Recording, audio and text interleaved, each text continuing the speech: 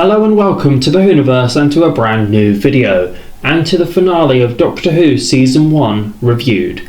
Yes, in this video I'll be quickly sharing my thoughts on the two-part finale, The Legend of Ruby Sunday and The Empire of Death. It's a bit late, but here we go. So, what did I think? Well, Russell T Davies is great at laying breadcrumbs for us Doctor Who fans to follow. However, it's the payoff where everything counts.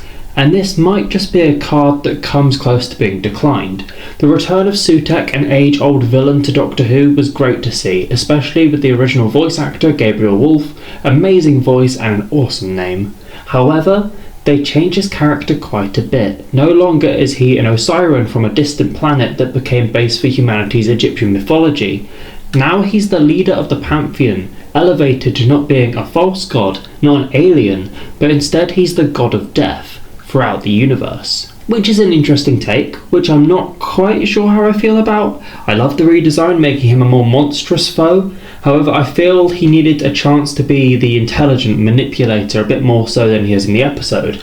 I don't know, it just feels like the ferocity of a beast was there, but I think the actual beast from 2006 was written better, funnily enough, also voiced by Mr. Wolfe. Now, it's so much easier to pick apart ideas than create them.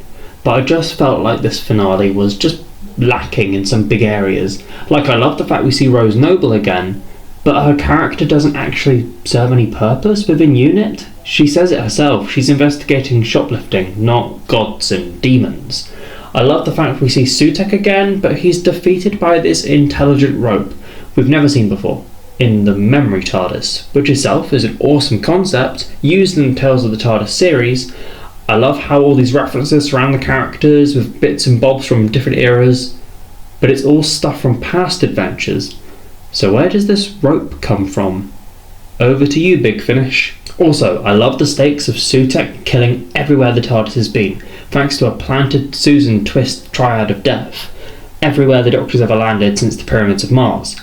But blimey, does it open up a whole world of plot holes? Firstly, I think the death of everyone should have been the cliffhanger, so that anyone who doesn't know who Sutekh is gets to see his sheer power, with everyone getting kinda dusty, and it's a how will the Doctor save everyone this time kind of thing.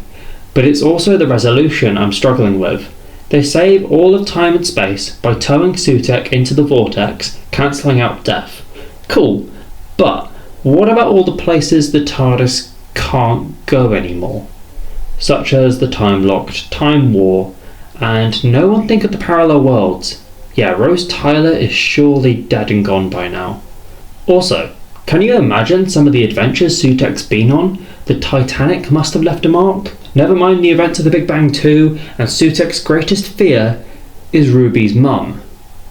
He's scared of what he doesn't know, blinded by it and putting importance on it, and it blinds his whole scheme, which is a great idea. But he's also fine sharing the outside of a blue box with a man who literally can never die. The god of death cruising next to an immortal man, but scared of Ruby's mum. It just doesn't sit right.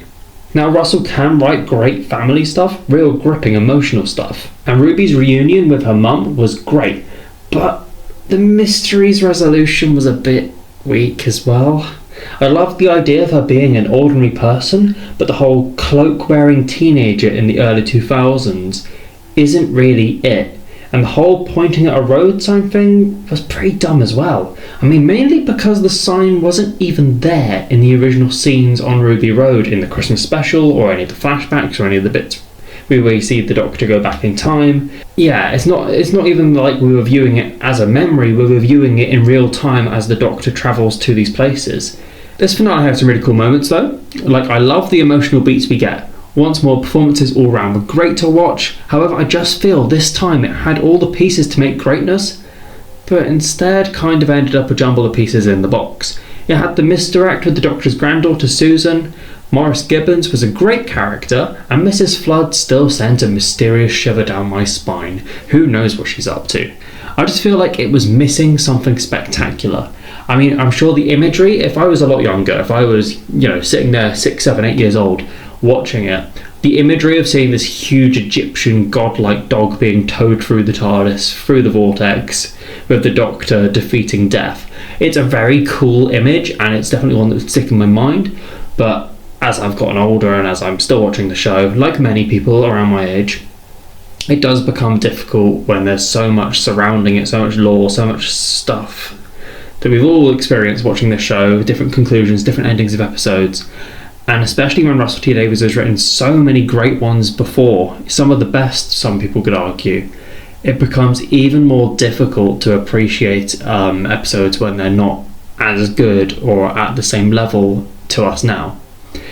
I don't like being negative about Doctor Who at all. I absolutely love the show, but I just feel like this episode, or these 2 episodes, this overall story, just had all the great build-up, all the great anticipation about the one who waits and all that, and then we get a classic villain return, great. But then it's the execution of, okay, but is this villain going to act like they did originally in the classic series, or they're going to have most of their previous history rewritten and changed, their appearance rewritten and changed, and then their defeat be actually a lot easier than some of the actual other villains in the series that we've seen before. What did you think of Season 1's finale? Let me know in the comments below. And of course, like, comment and subscribe for more Doctor Who content. I've got loads of history of videos coming where I delve into the depths of the history of all these different characters. I've got the history of the Silence coming up, that's my next big video. And I hope you enjoy that one when it comes out. Thanks again, I'll see you in the next video. Bye bye.